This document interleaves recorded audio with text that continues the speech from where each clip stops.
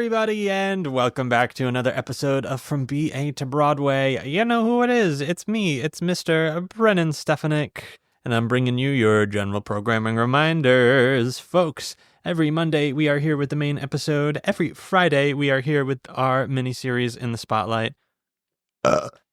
We are also a Probert podcast. I cannot emphasize that enough. We're not. Yes, we are. And just a reminder that we will be appearing live at Broadway Con this year. That's going to be on February 9th.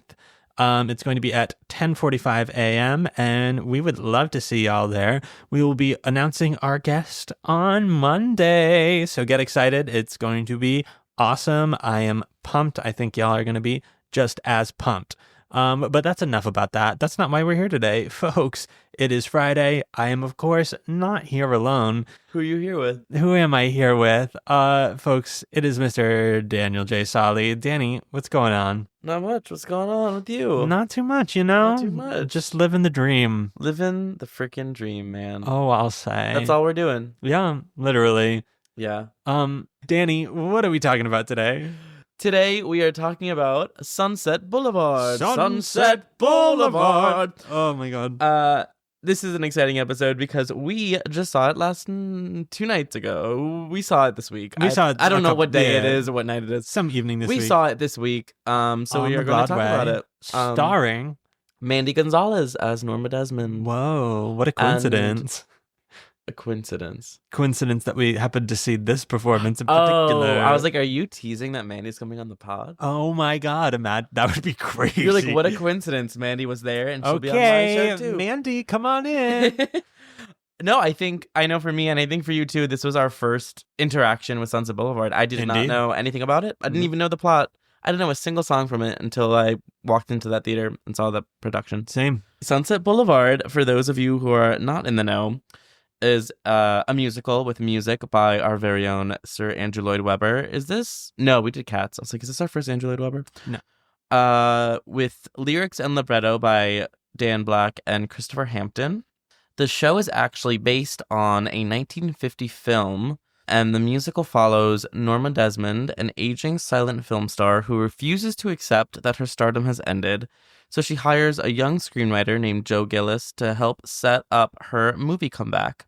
Joe believes he can manipulate her, but he soon finds out that he is in the wrong. Joe's ambivalence about their relationship, both romantic and professional, and her unwillingness to let him go leads to a crazy situation of violence, madness, and eventual death. For which one? We don't know. It's Joe. Spoiler alert. If we're going to talk about the show, spoilers. Sorry. Yeah, no, that's fair. This show has a crazy long road to Broadway and a lot of drama. So buckle in. Oh my god. Click, click. Click, click. From 1952 to 1956, Gloria Swanson, who is the actress who played Norma in the original movie, was developing a musical version of the show because Paramount had verbally told her she could have the rights. But there was no legal agreement, and so in 1957, they told her to cease and desist because they would not grant her the actual rights. So she spent years working on this big musical production for herself to star in, and then it gets nixed. That's so sad. And so a couple of years later, in the early 1960s, our very own friend of the pod, Stephen Sondheim, Daniel, outlined a musical stage adaptation with librettist Bur Shevlov. He approached Billy Wilder, who was the director and co-writer of the original movie, to ask his opinion. And Billy said, "You can't write a musical about Sunset Boulevard. It has to be an opera. After all, it's about a dethroned queen." So after that conversation, Sondheim shelved the plans. And then a few years later, he was invited by Hal Prince to write the score for a remake starring Angela Lansbury. But he turned it down because of the conversation that he had with Wilder years earlier. Interesting. And so then Andrew Lloyd Webber saw the film in the early 1970s and was inspired to write a theatrical adaptation of it. And after almost 20 years in other projects, he finally wrote Sunset in 1991. Wow. He was kicking around with writing it all those years, but there was not a cohesive show until 1991. And the version that we are now familiar with was performed for potential producers at the 1992 Sidmonton Festival with Patti LuPone playing Norma Desmond and Kevin Anderson playing Joe Gillis. Which is just wild. This- Imagine a film version with a score by Stephen Sondheim and Angela Lansbury as Norma Desmond. That is wild. This feels like I don't know. I would have assumed this is older than it actually is as a piece. Like 91 feels way more recent than I would have guessed. Oh, right? Doesn't Yeah. I always I thought that until I saw the show and heard the score, and I was like, no, it doesn't sound like a classic score. But I have always associated Sunset Boulevard with like classic Broadway. Yeah. But I mean, it's Andrew Lloyd Webber, so it's not, because Yeah. he's not a classical MT composer. But you're right though. It does feel, I think, because the story has been around for so long, and like the movie is like from the 1950s. It's not a new story, but it did feel weird to me when I was like, oh my god, 1992. Totally. Yeah. That's weird. Yeah.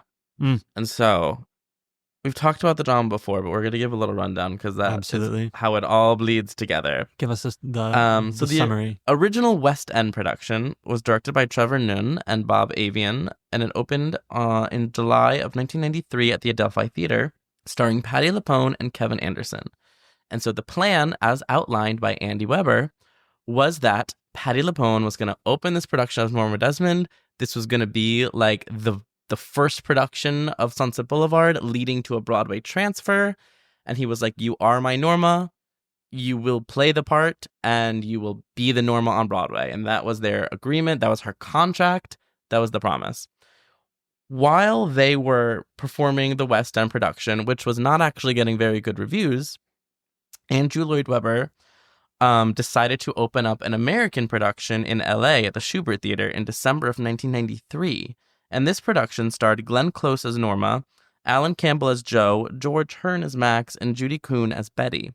This production had a slightly tightened book and score and was reviewed much better than the West End production that was happening. So all of a sudden, you have these like competing Sunset Boulevard productions. And like the big question in the press is like, which one is going to Broadway? Who's going to Broadway? Meanwhile, Patti has a contract in her hand that says she's going to be the original Norma Desmond on Broadway. Yeah. Cut to one morning when, according to the newspapers, Andrew Lloyd Webber has announced that Glenn Close will be bringing Sunset Boulevard to Broadway. The LA production is transferring to Broadway. And when Patti learns this from the news, no one told her, in her dressing room about to go on for the show, she took a lamp and destroyed her dressing room, threw it out the window, and went to her hotel and refused to go on for a week or two. I think eventually they were like, Patti, you have a contract. You have to perform the show. So she went back, performed the show. She also had a contract that she was going to be on Broadway. She did. And you know what? She sued the boots off of Andrew Lloyd Webber, got, I think, over $1 million. Incredible. And she built a pool in her backyard that is called the Andrew Lloyd Webber Memorial Pool. That is amazing. And so we don't even end there. When Glenn Close left the LA production to do the Broadway one, they hired actress Faye Dunaway to replace Close. And so she began rehearsals, but right after she started rehearsals, the producers announced that Dunaway was unable to sing the role to their standards and that the production would just shut down when Close left. So after this, Faye Dunaway is like a very famous actress. Yeah. And so she was like, she was like, they lied about me, they ruined my reputation, sued the boots off of them, they settled. Oh my God. Already this is mired in lawsuits, controversy, and they are bleeding money. Sunset Boulevard, it's a hit classic. It is, I think, has lost the most amount of money in Broadway history. I would imagine. Because of their various lawsuits. Also, for fucking over their lead actresses. How do you hire her without knowing that she can sing the part? Right? Hello? It feels like, I don't know. I don't know if they were losing money. It's a cop-out. Yeah. There's no way. That's crazy. And so the musical finally opened on Broadway at the Minskoff Theater in November of 1994. Hey, I worked there. You do? Wow, I was just there just now. Oh my God. Wow. Did you see any Glenn Closes running around? No, but I'm sure my office was probably a broom closet back then. Probably. And so this Broadway production opened with Glenn Close, George Hearn, Campbell, and Alice Ripley came in and replaced Judy Kuhn as Betty. Yes. Which is also crazy. I was like, Alice Ripley? Like, what are you doing here? I wonder, I bet Judy Kuhn left. I can't imagine they fired her. I bet she was doing... Pocahontas? I bet she was doing She Loves Me. Oh. Yes, I was right. The She Loves Damn. Me revival that she was playing Amalia in. That's okay. She left to be a lead. And so Alex Ripley joined the cast. And this Why'd you laugh when I said Pocahontas? Because I don't think she would need to leave the production to record Okay. like a voice part. Okay. Oh, you were being serious? Yeah, I just thought you were... Okay, never mind. I thought you were slamming me for Disney adult stuff. I was like, no, she was actually Pocahontas. No, I was like, obviously she wouldn't leave her contract. She would just Okay. go during the day and record her voice stuff. Okay. I was being a nerd. I'll allow it. And so this production got pretty rave reviews. Glenn Close won a Tony Award. I think they won the Tony Award for Best Musical. Yada, yada, yada. Blah, blah, blah. They did lose a lot of money, though. It was a lavish production. It was very expensive. I think when they set the tour out, they had to like cut down so many dates because the set was so expensive to transport. So they're like, we have to just do like sit down for a while and then travel to the next place and then sit down for a while. So it wasn't destined to be a big moneymaker. Yeah. But it was a hit. People loved it. And they were making a lot of ticket sales, but I mean, they just owe a lot of people a lot of lawsuit money. Yeah, no kidding. Which is all their fault. Yeah, no. They 100%. really did that to themselves. 100 million% their fault. Fools. And Patty turned down Passion to go star as Norma Desmond. Like she was, I think it was like the same week that she was getting on the plane to go to London, Sondheim reached out to her and she was like, I'm going to do Sunset Boulevard, sorry. Yeah. Just crazy. And then we have our first Broadway revival in February of 2017 when Glenn Close revived her performance as Norma after over 20 years. Wow. Which is kind of cool. Yeah. I feel like this is a role where you can kind of do that. The age is a little bit left open. Yeah. That would have been a really interesting. I remember when that happened and I just wasn't... For sure. Didn't go see it, whatever. And so then, right now, we have a 2023 Jamie Lloyd directed West End revival that has transferred to Broadway. It's running at the St. James and it opened in October of 2024. And this production currently stars Nicole Scherzinger as Norma Desmond, Tom Francis as Joe Gillis, David Thaxton as Max, Grace Hodgett-Young as Betty. Mandy Gonzalez plays Norma Desmond at select performances every week. I believe she goes on at least once a week. And Caroline Bowman is the Norma Desmond standby. And that is the production that we saw this week. Indeed. What do you have to say about it? We saw Mandy and the full rest of the cast. Correct. I loved it. Yeah. I loved it. I thought it was a really phenomenal show. I think the concept wise of what they did was just really well executed. They did, I mean, if y'all haven't seen it, folks, they did a lot of work with live recording. They were using cameras on stage and projecting onto pretty much the entire back of the stage. The screen that they used went from floor to ceiling. They were projecting all of the facial recording that they were doing on that screen. And in this story about all of these silent films and stuff, it was just really cool. It was all in black and white, and all of the costumes and stuff were all monochrome. Now that I'm thinking about it, there just wasn't a set, you know? There were minimal chairs. Okay, where there were chairs. Chairs happened, but they were minimal. Oh, yeah. Yeah, it was cool. It was I would call it like a multimedia experience. 100%. Which was cool. It was really cool. I would suggest listen to this podcast. Yeah. Going in with a baseline knowledge of the show, to be honest. I don't say you would need it. I don't think you would need it, but I think it would help. Okay. I think, in my opinion, this show, I really enjoyed the production. And honestly, I'm going to be honest, I didn't think I would.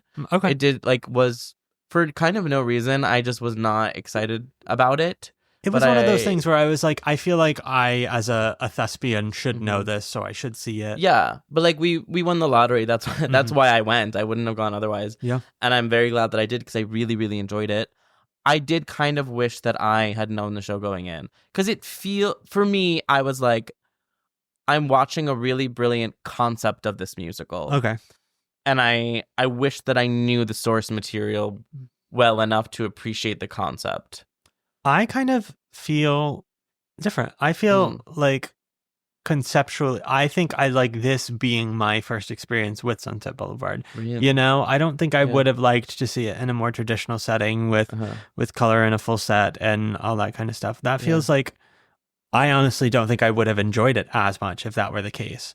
The fact that this was so kind of eerie and ethereal in the way it was kind of what I ate up about it. That's what I really enjoyed. And like, okay, music-wise, I loved the music. Granted, I was thinking that it was more of a golden age piece and that this was just really hip and with it for the time. So now I'm just like, oh, okay, no, this is contemporary musical from theater the 90s. Sure. Like same year as Rent. Yeah. So I guess that perception's shifting a little bit now, but I still really enjoyed it. I thought it was very interesting, and the syncopation of it all was very different in a way that I have seen a lot of things on a Broadway stage, you know? Yeah. Oh, yeah. And I don't think it was bad at all. What I was saying to my friends, I was like, if I was like sat down in this production with like no knowledge of anything, I was like, if I had never even heard of Sunset Boulevard, didn't know anything about it or the history or whatever, I think I would still be able to be like, I bet this is not the original production of this show. Yeah, for sure. Like, it is like a show with a concept. And if you like an experimental, you know, new age technology driven concept, this is absolutely the revival for you. I would love to go see Nicole because everybody's raving about her and I want to see what's up. No, the real reason I want to see Nicole, if I'm going to be so for real with you, is that if I am going to campaign so hard for Audra's Tony, I have to see the competition. Yeah. But do you think there's a world where you walk out of that performance and you doubt yourself? No, I think there's a world. I think there's a world where Nicole wins the Tony. Yeah. I don't think there's a world where I campaign for anyone other than Audra. Okay. And by campaign, I mean just like sit on my couch and hope she wins. Yeah. But that's neither here nor there. I would love to see Nicole because like everyone is, you know, she's getting like raves. People are absolutely obsessed with her. I'm really glad that we saw Mandy. I thought she was brilliant. I have never seen her live before. Me neither. I also think there's something really special, and this is probably just like selfishly, about watching like a stage veteran play the role of Norma. Yeah. As opposed to, I don't really consider Nicole a stage veteran. I think know her name, but I couldn't tell you why I know her name. Yeah, like she's famous for being in the Pussycat Dolls, which is like a famous pop group. Like that's how she rose to fame. She's been on stage much more recently, a lot more. Like she was Grisabella in the Cats revival. And she's been on stage. I think, I don't know if she's British, but I think she's done a little bit more West End than Broadway. Gotcha.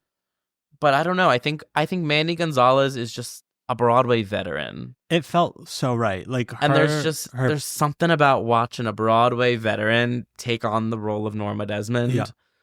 Even though Norma's like not a Broadway star, she's a film star, but it's just like the medium. And I'm like, yes, when she says like what does she say? I'm home at last. Everyone just went wild because we're like, yes, you fucking are. It was just so like she radiated power. You know, like that stage was her bitch, and you could tell. You loved her performance. You really did.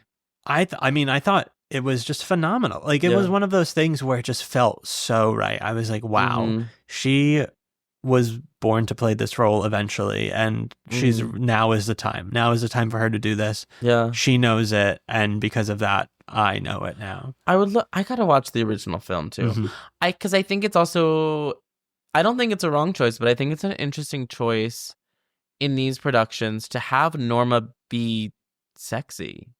Like this Norma is, I mean, because I also looked at all the ages. Patty, Glenn Close, and Nicole, and Mandy are all in their mid-40s when they're playing this role. So it's not like they're particularly young Normas right now. Yeah. But I do think that they are reading much younger, probably because of just like the year that we live in, and people always are looking younger these days or whatever. But I think that there is an interesting commentary that this Norma is sexy, and she's wearing like a tight, like sexy dress. Like everything about her is very, I think, it's sex like appeal. Very nightgowny. Like it's very nightgowny. It's silk. It's the cut of like it. Her and Nicole are just like beautiful, beautiful knockout women. And I think that adds an interesting commentary where it's like you can be as like thin and beautiful and youthful, but if you are 46, you're washed up. Yeah. And I think that there is a lot of value in that interpretation of this role, where it's like, I think if I read the script in a vacuum, I would be like, oh, this character should be like 70. Yeah. Which is why I also think it works when Glenn Close plays it 30 years later, because it's basically down to the interpretation of the production, which is kind of a fun show in that way. For sure. I was blown away by Tom Francis. I think that he was phenomenal. Did you hear that? No. It sounded like someone was breaking into our home. I don't think it happened. That would be kind of fun. Imagine. We'd be like, have you seen Sunset Boulevard? Hey, we're talking about Sunset. You seen it? Oh my God, no. Not that. I'm sorry. You said who? Tom Francis. Who was Joe Gillis. Oh my God, so good. He was so good. I feel like I hadn't really heard of him. No one's really talking about him. And also David Thaxton, who played Max von Mayerling. You loved him. Did you not? No, I did. I thought he was great, but you loved him. I thought he was my favorite part of the entire show. He was the standout performance for me. Mm-hmm. I thought he was brilliant. I mean, the reason we don't know who he is because he's like a huge West End star. Yeah. He was Olivier nominated for this. He's transferred with it. Him, Nicole, and Grace Hodgett Young, like the 4 leads, all transferred from the West End. Which is were they all unusual. Nominated for Olivier's? Yes. Well, Nicole and Tom both won. Okay, good. And David and Grace were both nominated. Great. David won the Olivier for the West End production of Passion. Wow, my God, throwback. This show is very passion coded. When we were watching it, I literally was like, oh my God, this is just Passion. Okay, this is Andrew Lloyd Webber's Passion. Okay. It's a weird one for sure. Yeah, I thought. I don't think I expected it to be as dark as it is as a show. No, well, the production is dark, but also the show is dark. It's not just, the production didn't turn the show dark. No. The show is a dark show. Mm-hmm. Spoiler alert, the show ends with Norma shooting Joe and killing him because he's trying to leave her. It was not, I didn't see it coming. I knew one of them was going to die, and I thought it was going to be her. I knew she was going to kill someone in the end. I didn't know if it was going to be him or herself. I thought it was going to be herself. Yeah. I didn't see a world where he killed her. I just knew she was going to go off the rails in some way, shape, or form. Yeah. You know what is also interesting? An interesting choice that they make is that maybe they're just like assuming that everyone knows this already because it's an old story. Yeah. But a lot of their marketing for the show is the image of Nicole Scherzinger covered in blood. Mm-hmm. And I think that that's an interesting choice because I don't know where my mind would have gone if I didn't know that image going into the show. That's fair. Like, I was like, obviously it ends with violence. Yes. Because that is her bowing costume. Mm-hmm. So the whole show, I was like, okay, how did we get there from the beginning? And I wonder where my mind would have gone if they hadn't. Yeah. But it's also equally effective because I didn't know and I was affected by it. So I guess, it's been really interesting because I feel like the top 2 things that people know about this production are the covered in blood and our outside escapade. And you know what? I thought I was going to hate the outside escapade, and I loved it. And I thought I was going to love it, and I hated it. I was just, look, I don't know. Someone smarter than me might be able to make dramaturgical sense of it. I don't care. Sometimes something is just thrilling for the fact that it's innovative and thrilling. Yeah. And I think that's what it was. For me, that's what it was. I was like, is this so necessary? No. Are you doing something so cool with your technology? Yes. And I am here for it. If you don't know what we're talking about, you're probably not on Theater TikTok, A. Yeah. But B, it is the opening of Act 2. Tom takes to the streets of Times Square, walks about while singing. Is the song called Sunset Boulevard, I assume? Yeah, it's the top of Act 2. Singing, Sunset Boulevard. Yeah. And when I was seeing all of this promo of this particular song, I assumed that it started out the show because I assumed he must have started out in some secondary location and walked to the theater. No. But instead, he walked... taking a stroll around the block. He walked... He walked out of the theater, crossed the street, walked halfway down Schubert Alley, and then did a U-ey and then walked exactly the path that he took there all the way back to the theater and then entered through the side doors of the theater into the house. The path was insane to me. It was absolutely wild. I loved it. And then when they burst into the theater, everyone is like screaming and cheering because it was just such a cool bit of theater. It was definitely a spectacle, and it was fun, and it was like neat to be a part of, but it had nothing to do with anything. And I'm so surprised that I'm impressed that they have kept it in this long. Yeah. Because everybody was waiting for it to get cut. Because it worked in London because I think that block, wherever that theater was, it's just like, it's not New York City. It's very tame. He wasn't getting mobbed. And then when they came to New York, it was a bit of a rocky start. Because, well, you know what happened in New York was when they were in previews, I think their performances were a little bit earlier. And so something about like the timing of that and Hell's Kitchen, where it was like Hell's Kitchen was letting in like Hell's Kitchen was letting out when that was happening. Oh, that's like some show was rough. Letting out when that was happening. That's really and so rough. It was like rough, and that was when everyone was like, "You guys got to cut this. This is insane." Yeah. But then when everyone got on their like performance schedule, it like was fine because no shows are letting out at that time. Yeah, I don't know. I loved it. I begrudgingly I was like ready to hate it, and I was like, stupid, dumb. And then while it was happening, my mouth was open. I was like, this is thrilling. I just couldn't believe it. I really couldn't. And then he takes us through the backstage. Yes, that's how we start. From his dressing backstage, room. And there's so many little like. They kind of break the fourth wall. There's like so many fun jokes and nods. 100%. It was a mockumentary, is what it was. They peek into the Norma dressing room, and whoever's playing Norma is wearing the iconic turban that Norma Desmond's of past productions always wear. That's like the classic Norma Desmond costume. Yeah. And I was like, I love this. They have like a life-size cutout of Andrew Lloyd Webber backstage. I was like, I'm here for it. I was here for it. I really was. I'm happy you enjoyed it. I feel like it's against my nature, but I was here for it. Okay. And I would love, I don't know, I couldn't really make dramaturgical sense of why that needed to happen. Because it didn't. It didn't need to happen. No, there's got to be a choice. Like, Jamie Lloyd absolutely had a reason. I'm sure he did. And I want to know what it was. Okay. You know some things where you're like, I know that you had... Yeah. Whether or not it's smart or not smart, I'm like, I know that you justified it. Yeah. For your production. And I can't get there on my own. Yeah. I need you to tell me. I would like to know why. So I would love to know his justification for that. Yeah. Interesting. Anywho. Yeah. I also loved, I don't think we saw the orchestra, but it felt like a big orchestra. Oh, it felt massive. I think they had like a full-sized orchestra. Yeah. And I love that full sound. That brass was... Yeah. I can't even think of an I'm here adjective. For it. It was... It was so... I don't know. It slapped you right in the face. It was awesome. Yeah.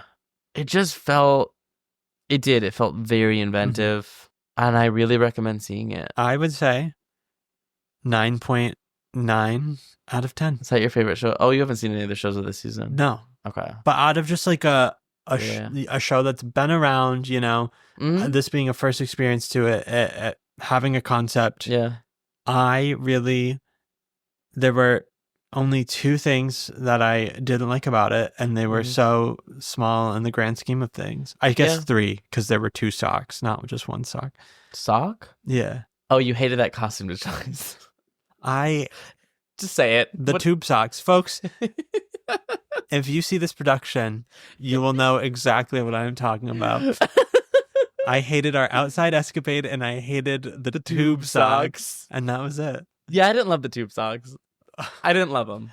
That is so distracting for me in some way, shape, or form. Yeah, I wasn't a fan. But I think if you're gonna revive a show that's so well known and so well done and been revived before, do something fun with it. Do something innovative with it in the way that like Gypsy doesn't have a concept in this way, but they're playing with race. Like they changed all the races of the characters, and that makes the story about something totally different in a way that we haven't seen before. Yeah. With like an Audra McDonald versus a Patti LuPone. And so this show, like, we're not really playing with race, but we're playing with the concept, and we're playing with, like, they turned it into a multimedia experience. Yeah. Those screens were insane. It was like, crazy. I was like, okay, great. You didn't pay for props. You didn't pay for costumes. You didn't pay for sets. All of your budget is on cast and screens. Yep. And like, you know what? It was phenomenal. Yeah. It was phenomenal. Truly. I wonder what like the malfunctioning aspects of it are. I wonder if God, I can only imagine. I wonder if there was a big period of time where they had to really work out the kinks. And we haven't heard anything really about it, but like that much like literal live streaming happening, I feel like there has to be kinks. Just a lag every once in a while. But like it was so crystal, it was like crystal clear. It was seamless. Like truly, the really camera quality and screen quality was just really great. It's also seeing a show like this.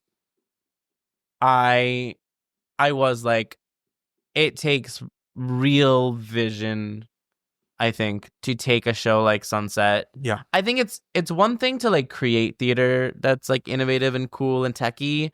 I think it's like another thing to take an established show that's been around for a long time, and like there kind of is a solidified version of this show for sure. And to do something crazy with it like this. I don't think I've ever seen a Broadway show with this much of a concept. I've never seen like a concept of this magnitude on Broadway. And I've seen a lot of experimental theater. I've seen a lot of conceptual theater, like out and about, and Fringe and stuff. But like this in particular, like, I mean, I would put Jamie Lloyd and Ivan Van Hove in a similar. I don't know who that is, but he did the West Side revival. That was like weird and crazy. Oh yeah, I did not see that. I didn't see that, but I would imagine that it's kind of a similar world. I mean, that's also what I've been told. I'm trying to think too, like what other like concept-y I feel like shows I've Deaf seen. West, Spring Awakening, maybe, but like even that like was still, it felt closer to the source material. Yeah, and it wasn't such a crazy. Because even the concepts, like that was I don't know if I would call that a concept, but even that I'm like, this is still living in the world of the Spring Awakening we know. Yeah, Gypsy is still living in the world of the Gypsy we know. Exactly. Color Purple. John Doyle loves minimalism. Okay.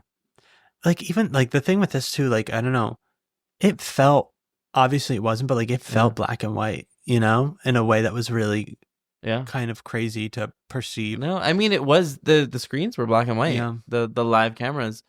Yeah, and there wasn't, I'm trying to think now. There was like no color. There wasn't. Every costume was monochrome, grayscale.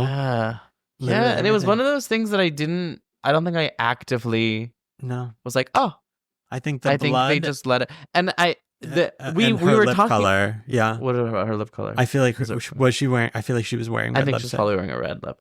Well, we were even talking about the start of the show. The theater's very dark. Oh my god. Well, first of all, that I don't think is necessary. Pre-show, we couldn't even read our playbills.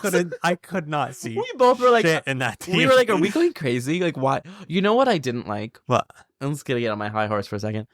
I feel like this is a hotly debated topic. I know people have different opinions on this. The bathroom line? No, I got through very quickly. Okay, great. Well, I will say the bathrooms at the St. James, terrible. Yeah. It is like a one-way in, one-way out corridor where all the bathrooms are. And I'm like, you've created the worst setup for the bathrooms. That is not what my complaint was, though. I feel like this is a thing that concept-y directors love to do. Okay. Where they're like, cut the music. Everybody do not smile for your bow. You stand at the front, you look like your mom died, and you bow. And I just am not about that. No. I am of the camp that the show ends with the last note, and the bows are for the audience to acknowledge and interact with the actor who gets their flowers for the hard work they just did.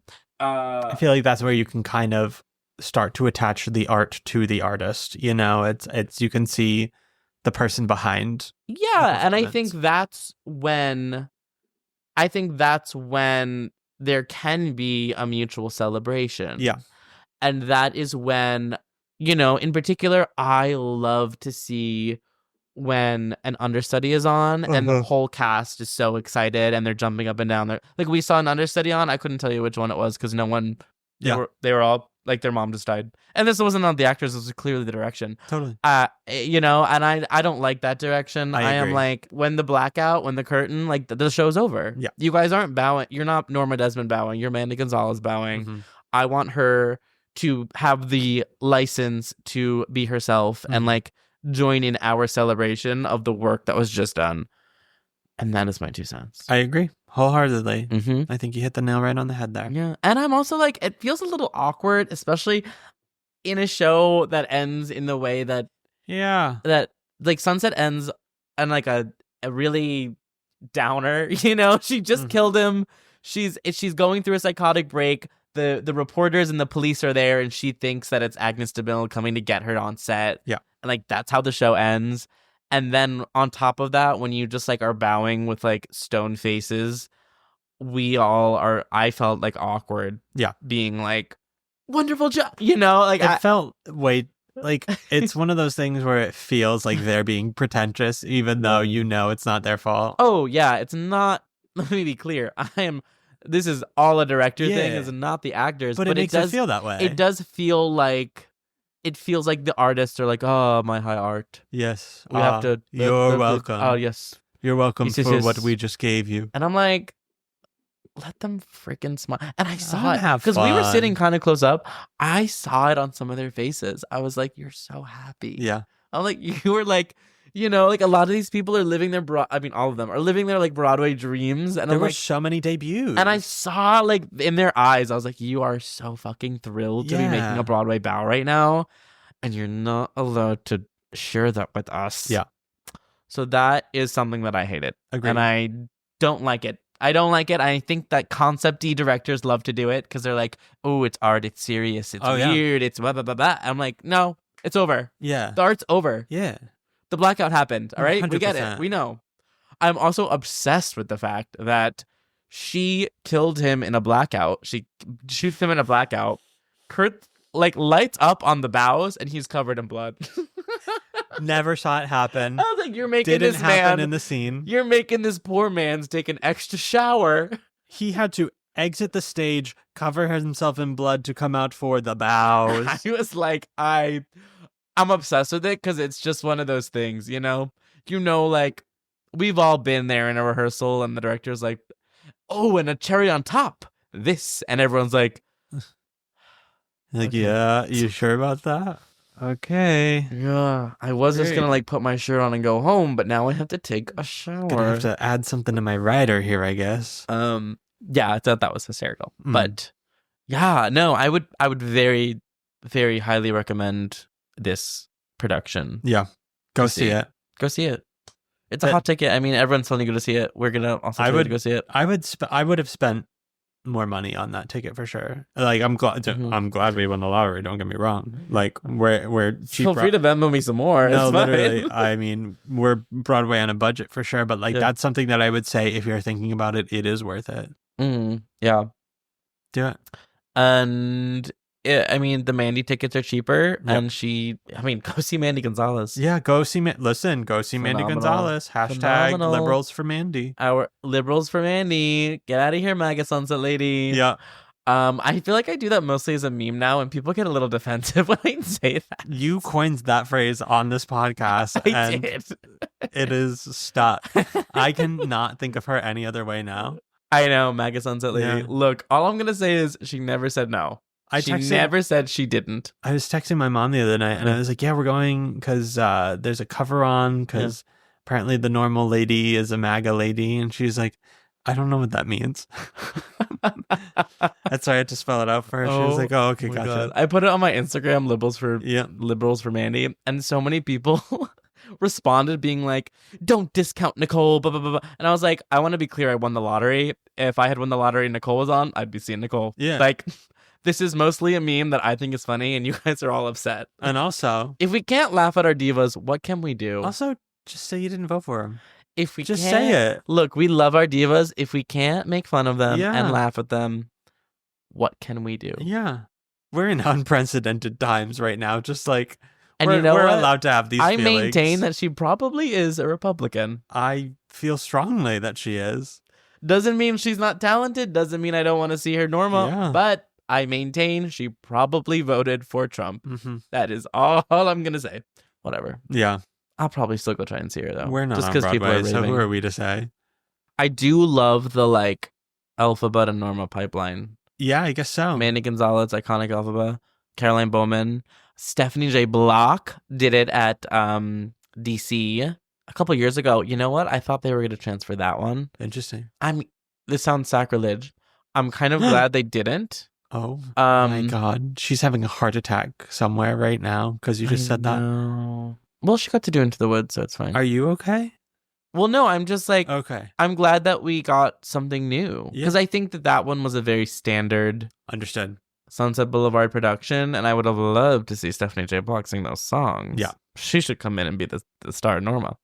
But, you know, it's one of those things where I bet if like that transferred, I don't know if this would have transferred. Yeah.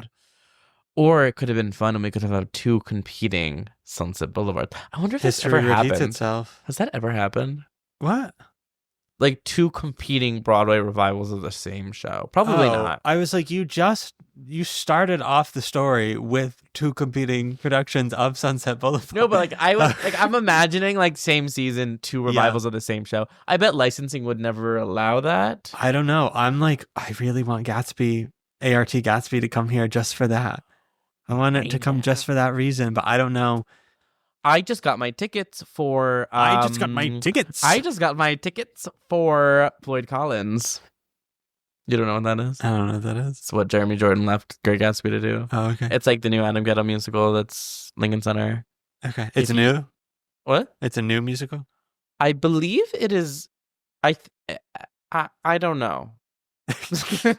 It's the first Broadway production of the show, but I think it's been around for a while and it's just never gotten like a big production. Okay. And it's yeah, I'm very excited. Here's pro tip for all of my young friends out here. I believe it's if you're under 35, there's a great program called LinkTix, LINCTIX, and it's a free profile that you can make with Lincoln Center. And then you have access to $35 tickets to all of their shows. That's amazing. So I got $35 tickets to Floyd Collins. I saw Camelot for $35. Highly recommend. I gotta do this. I've never done it. Literally just go like Google it and you make like a free profile and then it's kind of tough because tickets go pretty fast, but you get access to $35 tickets. Amazing. And I think you get $35 tickets once a year, but you get a ticket for the Broadway theater, for the opera, and for the ballet. So you get you can see, Okay. Great. There's some rules to it, but it's a great program. Amazing. So I love that. That's why I got my Floyd Collins tickets. Y'all get out there. Okay, we gotta cut this baby because she's approaching way too long. Ooh, okay. I pay by the minute here. We're gonna go see Sunset. Go see Sunset. I've been listening nonstop to that original Broadway cast soundtrack. I can Glenn confirm Close. he has been listening nonstop. Literally nonstop. No hate, Patty. I love you. But I'm listening to Glenn Close right now. Yeah. Okay. Folks, if there's a certain show you want to hear us talk about, you can let us know by finding us over on the Patreon. Yes, that is patreon.com/ Patreon. Yes, that is That is patreon.com/B8 Broadway. Our principal tier subscribers get to choose the shows we talk about on here. So get on over there and let us know what you want to hear. As always, you can find us on most social media platforms at BA2Broadway. You can find me at Brennan Stefanik. You can find me at DSols. And until next week, folks. #liberals for Mandy. Bye. From BA to Broadway is created, produced, and edited by Brennan Stefanik, music by Dylan Kaufman, and cover art by Jordan Vongsithi.